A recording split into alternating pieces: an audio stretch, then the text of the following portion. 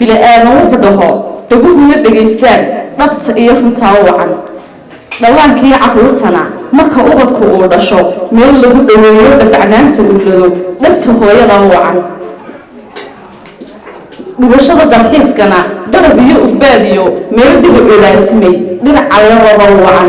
andaqaaqa xiisaha dhambaalkayga maantana dhabadiisu waxay tahay ma dhaafaan dalkiisa iyo ehelkayga igu dhigan intaan dhiig wadaagni aan ku dhaato dunida dad intaan wada nahay gobol dhigida maasada dhambaalkani wuxuu yidhi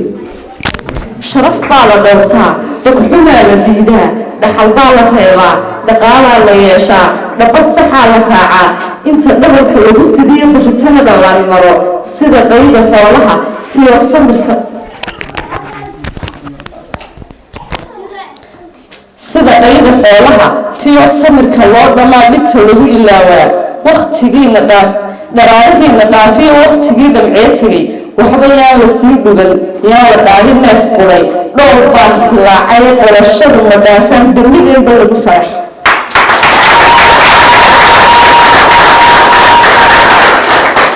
guddi ceeb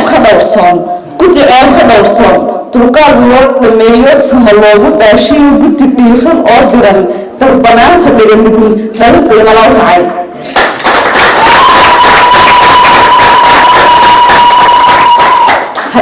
haddaan deega lala qaban haddaan beeli laga tirin dhibta iyo shidada ba'an haddaan daawo loo helin dhaqaalaha xaggiisana aan daliisha laga tirin aanu diimin hagarli'i qof waliba wixii dheer dhalankoolka geediga dhawaaqada erkay taal runta loogu dhabagelin in la dhaafo qayrkeen taasi waa midkaa dheer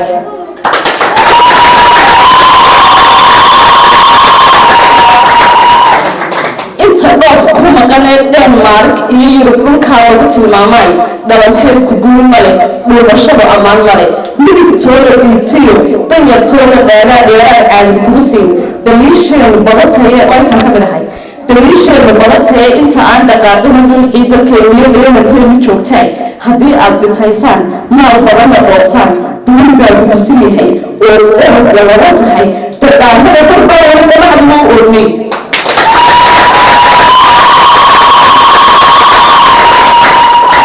ودلال الدنيا دمشق دنبيسان دلال كهكلوين دبناها dadkeeniyo inta dhibku maqan yahay ruuxii xaadka dhaawacan mid afurtu dhowr toojeedkiisu dhimayo darigiisu daahay in loo dhaabiyo hor